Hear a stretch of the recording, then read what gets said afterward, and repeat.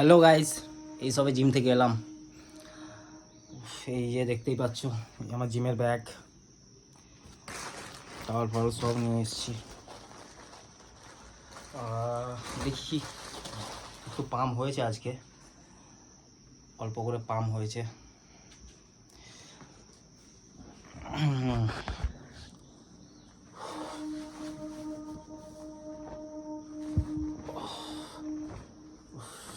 পুরো ভিজে গেছে জামা টামা সব। খুব ভালো পাম্প নিয়েছে।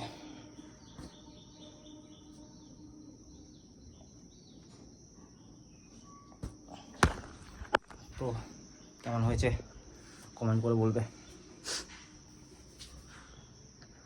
এখন বেরোবো ডিউটি, তারপরে দেখা যাক কি হয় আজকের দিন।